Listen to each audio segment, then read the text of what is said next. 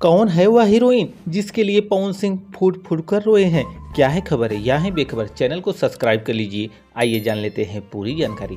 पवन सिंह का इन दिनों आकांक्षा दुबे के साथ ये आरा कभी नहीं हारा पहले से ही यूट्यूब पर धमाल मचा रहा है, जिसे अब तक करोड़ से ज़्यादा लोग देख चुके हैं।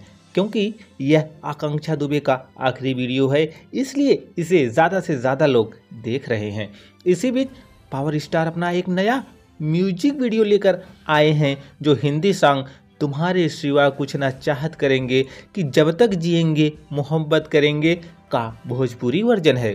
दोस्तों, पवन सिंह ने हाल ही में भोजपुरी सिंगर खुशबू जैन के साथ अपना नया म्यूजिक वीडियो तुम्हारे सिवा रिलीज किया है।